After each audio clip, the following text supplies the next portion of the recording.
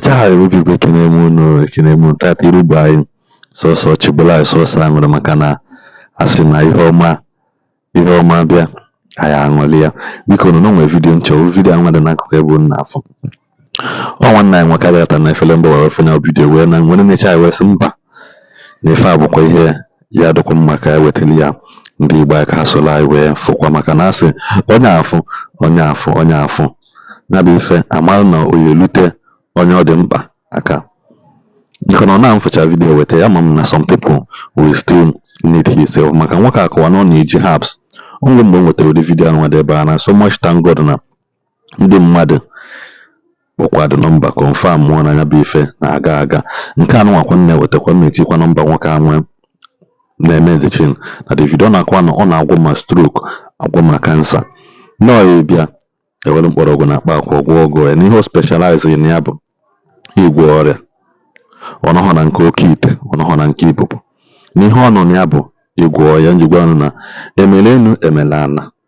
etele ụgba etele ose na Igbo omenala Igbo aka na-ejikwa mkpọrọgwụ na akpa akwụkwọ agwọ ọrịa n'ụbọchị nketa maka ọnwụ na Lagos ndị Yoruba onwe onye nwekarị ha na root agbu ha na nwunye mana kịta azụ ndị Igbo anya ọbụla hapụsị ihe kwesịrị ime ya na-eme ihe nke ọzọ nwoke nke ọzọ na-alụbu haba mixtures jegwebe oke ite kịta maka na ọ chọrọ ego sharp onye akụkwa na emela na ndị ka jikwa mkpọrọgwụ na mkpa akwụkwọ ahụ azọ ndị mmadụ ndụ ka nọkwa biko nụ solonum na evidu na-enecha the video ọ dịghị mkpa share the video ọ dịghị mma ịnecha share subscribe na this channel nekwa nọmba dị man bụ ihe dị na that video ọ nọmba ya bụ ihe ndị na the video biko ịnenecha ịchọ ọkpịa ka unu akpa ọlụ m bụ iweta nya bụ ozi ka olue Igbo ntị onye ọbụla gị na akpa jee na akpa ọ gbasara m biko nụ ekene m nwoke kene nwa ngwa na ndị video ka unu ndị mmadụ na-asịkwanụ na amalọkọ eziokwu nọ n'isi agwa ka a na-agwa abụọ ya ka na onye a na-akpa gbarịsa ngere nọ ọmụ aba gbarịsa ngere a na-ekwu maka ya ọbara tụrụ dibere bụ ọbara akwụ ụfọdụ so n'okenye ọmụnwa ime ma ihe afụ m ọmụnwa ezi nwa Isiagu na onyelụ ihe a bụ anti-poison Ezerike Herbal Pest Limited ọgwụ a dị oke mkpa ọ dị mma nke ukwuu n'ihe ọ na-agwa buru ibu na-eme anya fụ na nsị na ajakarị n'ụwa mana akara aka m n'ụwa bụ ndị ọzọba ndụ mgbe sị na ọ bụrụ na na-emeso onye bịa etriti onye bịa ngwa ọyọ naba n'ụwa yara ama maka ya o nwekwe ndị mkpi ya na-akpa mgbe gaa wee chọpụta wee nyepụta wee mee ọgwụ anụnwa a na-akpọ Ezerike Herbal Pest Limited ọgwụ a na-agwọsị oyi ike maka ndị na-anya enye ule ọ na-agwụkwa ha ọfụma maka ndị na-aya poison erite n'ọnụ ka a zụtara n'ụkwụ dị iche iche ọ na-agwọsị oyi ike ihe ọrụrụ ụmụazị ndị asị na-agba kịtịkpa n'alụ ọ na-agwọsị oyi ike ụmụ ndị ọpụta na-achụ ọsọ sị na ọyara abata biya ebe nna ya na ọgwụ dị nka elu m ọgwụ anụ anti-poison na-alụ wee banye ebe ahụ ka ọgwụ ahụ a na-ekwu okwu garụkwa ọzọ ọrụ ọgwụ ka ịfụ ọmba gbarịsa nga Eze Isiagu agbarịsa ngene ife ikwu ife mere bụ na mụ na ọnwa mbatakwu fụsị asọmpepụ ndị nọnụ fụkwuo ndị azọgwa azọ na ndị aka na-azọ maka na onye nwa sị na otu ọkpọsa aka afụ na ọsọ ọkpụkpụ aka na ọ bụrụ okwute agbarịsa ngene o nwere etu ọzọ esi eyi izu ọgwụ ọwụ ọlụba ọlụ ya yiri ka ihe onye ga-eme na nke a o wee gwọọ ya nke a ma ife onye ga-eme na nke o wee gwọọ ya nke a na-atụfu ego dịka m etiro n'ọnụ ọya na-agwọsikwa stroke ike maka ndị nwee stroke partial stroke and the stroke iwere ọgwụ akata na otu ọgwụ a dị ka m kpọọ ya ka efu ka o si wee dị na-ene ka ọ dị efu n'ime dị ka ọ blọk ọwụ ihe emebe me gịnị ịtọnụ ya atọnụ ịtọnụchaa ya ọ dị mma ọfụma ihe atọnụ ịtọnụchacha ya ọ dị mma iwere etelu m na ebe anwụ dị affected itee ebe anwụ ọfụma ọ bụrụ enwe stroke ete ya ewere obere ọkụ wee ṅaa onye anwụ asọrọ nsọ dakwa onye anwụ ọkụ aṅa ya obere ọkụ side ebe anwụ dị affected ite ya ụtụtụ ite ya ihe ụwụchala ete ya nya ọpụta ụtọ ete ya ọ na-amakpụ na-abanye ite ya for 1 week ị ga-abịanye m testimony ife na-eme mana ọ bụkwa na ị merie ọ bụrụ na ọ na-alọ mụba gbasa nga na-asị gị kpọtụrụ m n'ekwentị na igwe okwu m ọ dịkwa na this anti-poison a na-ekwu okwu ya ka m mmadụ kpatara ya ọ bụrụ nke anyị abịa na ma head office n'Isiagu ọka abịa ka nye aka wee mee gịnị wee gwa ọbụ ya ka ọ dị mma agbarịsịa na ife ọzọ na-ajọ nwere nke dịgoro mkpa ịma na obodo adị ọzọ mma kịta obodo niile dị iche iche nwere ndị ezigbo mmadụ nwee ndị ajọ mmadụ nke bụ eziokwu ife m na-ajụ bụ ọgwụ a na anụ mgbe ikwu na ọ bụrụ onye riri poison eri n'ọnụ maka na ọtụtụ ụmụ ikorobịa ọtụtụ ndị mmadụ anwụana na ifefalite n'ọnụ onye a rie ya bụ poison nke ka ọ ga-esi wee mee ọgwụ nweta ọzọ ọ ga-esi wee mee ya wee ṅụọ anya ka ihe eme ọgwụ arụnwa bụ o were ngazi tọn nwa ya dịka o si wee dị ma ọ bụ were aka wee tọnụchaa ya o kurie na ngazi tinye n'ọnụ onomie ya o je jide poison ahụ eri o dissolve ya onye ahụ eme gịnị okubu ume ndụ onwere onwe ya ọnya ka o ji wee bụrụ eze dike ha baa ọ gbara Igbo ghalị anti poison ka ọgwụ mana eziokwu ọrụ na eze ndị ọma ka na-ege ntị onye unu ga na anụ ebe m si tochi gwụrụ na ndị Igbo si ike ọmụ na-ekwu agwa m na ya na-abụ na ifo gbamgbam ọ mmadụ ka anyị ji jebe ebe ọ bụla unu fụ na anyị batalụ ma anụ na ọ nwere onye anyị fụ wee beba maka na otu ga-anụ ba na ntị ihe anọ na ndị na-azụ azụ my brother anyị anọrọ na ndị ọbụla na-egbogbu ma ndị na-erifu mmadụ nke bụ eziokwu bụ na ị na-anya ị ga-afụ ya mma egosikwazị unu some people ndị ọzọgwu ma ndị agbụ ga-agwụ ma ndị kanụ bịa ịbata mmadụ karịa ụfọdụ anabagwu mana ụfọdụ kanọ so mma egosi unu mmadụ one ma one ka unu fụkwa maka ndị na-esi ngọ agbarụsa achọrọ m ka anyị je ka anyị fụ some people ndị prezident nọ be gị ụzọ ruo oge na onye bịa agwọ ya ọnaba yes ndị ọzọ na-abatakwa akara nka m na-eme asị m si gwọbụọ ya ana m akwa na nwa bụọ ya a na-afụ n'anya na-abụ ijebe na ya na-afụsị ha bụ na ya ka ịfụ ha ya so na ọdị ka ịfụ ndị agwọchara agwọ okay nefa mama ka ime ke ebe bife mere gị n'ọkpa ife abụnụ no hey mana ke ka o si eme iketa ọ na-adịkwa mma ka ọ na-ada adị oke idebego mkpa gị oke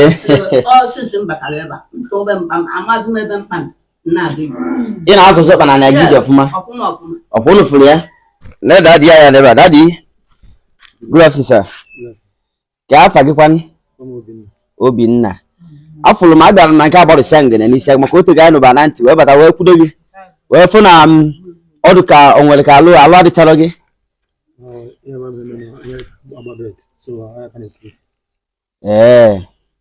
mana ka esi iji bịa ebe eji triti eke na-afụkwu ihe dị iche ị na-afụ ihe dị iche wee na ndị mmadụ na ị na-afụ ihe dị iche ọkụ ya okay mgbe udo dị ọ ga-adị gị mma ọ ga-adị gị mma ọ dịghị adị ọhaneze ama na ụlọ kara n'ụlọ anyị dịka nsukwu ọya msi tọjọ kwuru ọra ndị Igbo si ike na-ekwu agbọrọ sa gere n'isi agụ ọmụọ ka ịbụ afọ nkwele oke nekwa na onye ọzọ nwanne m kere afa gị Ichie nka n'ụzụ na Ebonyi steeti afọ m maka na atọbụ poison then ukwu zafuru m asa ebe a niile na-amagabu ije mana bifo m sisi m bịara ebe a nwere ebe m ejefere na sisi m bịara ebe a enwetago m onwe m fro na nawago na ife dị ala ife gere n'isi agụ na nke bụ eziokwu bụ na ife m nọ na ntị ebe ka m fụ mana nwere ife nchọsi ijiri because ịmarụgo na some things a na-eme ụfọdụ na-abụ akwụọba ọ bụrụ na osi n'aka nna nna ma ọ n'aka nna nna nna ma ọ n'aka nna were gị aka kedu ka isi nweta ka isi wee chepụta ma ọ ka ihe a si were gị aka bụ ụgwọ ya dịka o si na amụ nne m nke esi amụ mmadụ emeto gụkwanụ primary school wee gụọ secondary school mechie chọwa ka ndị ọrụ oyibo wee jekwe n'ọrụ oyibo mụọ ọrụ mụchaa ọrụ amụ m electronics mụchaa jekwe n'obodo oyibo UAE letara be millet mana ndụ m ọya bụ nna aga na nlọye na-afụ na ụmụazị ana m afụ ebe nna agwọ ya na-afụ ebe nna eme ihe dị iche iche mmegidezie ebeju obodo oyibo gwa m sị na atakwa bịa mee ọdịnala m bịa mee ihe chi m ziri m wee bata nna mụtalụ nne m mesikwenu Igbo ike mesi ọgwụ ike ọmụ mkpọrọgwụ ọfụma ọ bụ ọfịa ko mkpọrọgwụ afa ọzi ya abịakwabi n'aka nke m nna mụta nna m mesikwenu mkpọrọgwụ ike kwukwe a na-akpọ ọka ama nche eji mara ya ebe ahụ ka o si efe m bụ nwatakịrị aka mgbe na-eme nwa bụ ọgwụ na-emesi ike mmadụ akụziri ọrụ m ihe m na-eme ọgwụ efu na abụ aka ihe chinyere m o nwere onye na-eme nke m na-eme na na-emere onwe m ana m emite eti mmadụ sị na achọrọ m ka ndị ka mmadụ ana m adị dị ka m gbagbarịsa nke onye bichi na o nyere maka na akara aka nka m na-eme mmesie gaba ọnwụrụ nwa m ma ọ bụ onye ọbụla kọntinu n'ime o meekwe nke chi eme gịnị ziri ya dịka esi ekwu o nwere ndị ya rọpụta a na-enye ha ọgwụ nyegide ha ọgwụ ọbụna ọgwụ a na-enye adaba ha alụ ihe na-agwa onye a bụ jekere jụọ eze ka ị mara ka ihe a na-eme gị o si n'ọdịnala nke ị metere onwe gị na-eme gị ihe anọnwa ka nke mmadụ mee gị ka ọ nọọ ihe ndị gboo debere mebiri emebi nwe ihe na-akọsi ya ọya nwere ihe na-akpata ya ọya ndị unu na-eweta ọya nke mmadụ ji aka eme onwe na-eweta ihe na nke ụmụamosi wetara onye na-akụwara nwoke na-akụwara nwaanyị na mkpokọta ọya ọ bụla okwelọ jụọ eze malụ ịmara ihe anwụ iso ya ọ dị mma ya na ife na-akọ na nwere ọya bịa na nwere ọgwụgwọ onwere ọya bịara bịara nwere ọgwụgwọ nọ n'obute ife ọdịpendị ife kpatara ya bụ ọya dịka o nwere ụdị ụmụ nwaanyị be anyị abụọ pụta sị na-eji ebe ya ala ndị na-ala nsị ha eyi ka eji ebekwara onye dị otu anụnwa cancer of the breast bụ ọya nchi n'aka na m agwọ na-agwọsi ike nwekwa na anya ya ana m agwụ ya na-agwọsi ya ike dịka m na-agwọ ọla na eze si na mgbe eji m ekwu n'otu ọnụ ya na-ekwu ya si na cancer of the breast na m agwọ na-agwọsi ike a kpọrọ ya cancer of the leg asị na onye ebe o nwere anya n'ụkwụ maọbụ na o nwere aka ebe ọbụla adị m atụ onye ahụ egwu na-anatachi nke m na-eme ihe anyị ji agwa ya bụ mkpọrọgwụ na mkpa akwụkwọ ọya anyị ji agwa nwa bụ ọya ọ test and see tested okay mkpọrọgwụ na mkpa akwụkwọ Chineke kelu kee ya n'Igbo o nwere ihe ọ na-arụ iche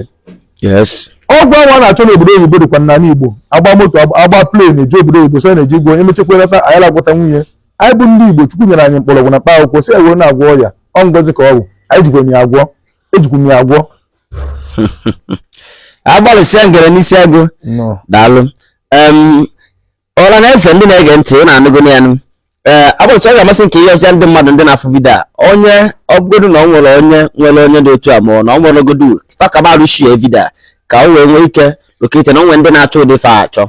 ihe na-akọwa ndị mmadụ bụ na otu mmadụ enyere mmadụ aka bụ ọsọ na ego ka mmadụ enyere mmadụ aka ma ọ bụ na ihe dị ka material tin inwe ike inye onye ọya aka onye ọya na-achọ ka ebe a bụ esi ka emee ya ka ọ dị mma isi ana nwekwe na vidio bịara cross it na ọkwa na vidio dị otu a ya gbara idebe na nke dọkịta agbalịsịa ngere onye bichi na ọnya eze dibịa Isiagu ọbịa ọya na-ayị agị na-adịgo mma agwọ ya ọ dị mma ọ na-adịkwenye testimoni nke ya ekenekwe m dịka nwoke ọbụla nwaanyị ọbụla na-ekiri m n'ụbọchị tagasị nke bido tụsa ozi anụnwa na ndị chọrọ enyemaka tụsa anyị na grupu ọbụla nọ na ya ka ọ bụ elu ndị kwesịrị gịnị ndị chọrọ enyemaka a sị na Igbo enyere onwe ha aka anyị nọ ka anyị nyere onwe anyị aka na ọ bụrụ ọsọ mgbe mmadụ ya pụta n'ikuku a sị na ya ebi gị 20 milion bigi nke a bigi nke a bigi nke a nsị ya na ihe eji emere Igbo bụ ọdịnala ihe dịla anyị ihe Chineke nyere anyị ji agwọ ya ihe Chineke nyere anyị ji eme mma mgbe anyị anọzi elu mebezi omere elu adịrọ mma arịzie ka sị na ọdịnala Chineke nyere anyị bụ ndị Igbo nwere ihe ọ bụ ọkwa nnukwu ihe ka ọ bụ first sayensị ọ na Igbo ka ọ dị ya bịa chọpụta ọ bụrụ na ndị ọcha sị nọ invetọ na-emego m nke a mee nke a bụ ihe Chineke nyere anyị nke a bụ nke anyị ọdịnala Igbo ka ọ wụ ọya eji agwọ ya so tụsa ozi anụnwa ka olu ọla na eze ntị ekenekwe m unu daalụ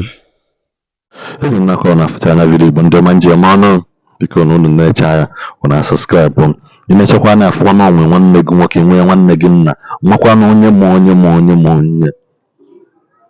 ịma na nwoke anụnwa will be a great help to isendela the video inyekwa the number maka na asị seeing is believing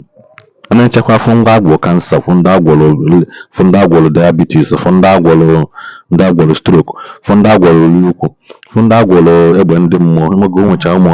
ụmụ egbe ya agba gị na ha radio na-eli gị ahụ ma ịmago nwecha ọgwụ na-erichi ime ahụ ọ ya nwata ihe ahụ na-echekwa anya bụ ihe solokwa m isi echa inye ha the video kpọọ the number na the screen ka unu na-ahụ ya kpọọ ọfụma ghọtakwa n'ọnwụ unu Igbo mụrụ nze m ọzọ ekene m unu asị m na ya na-adịla anyị na mma na eke na orie na afọ na nkwọ ngwanụ ka nwere mgbe ọzọ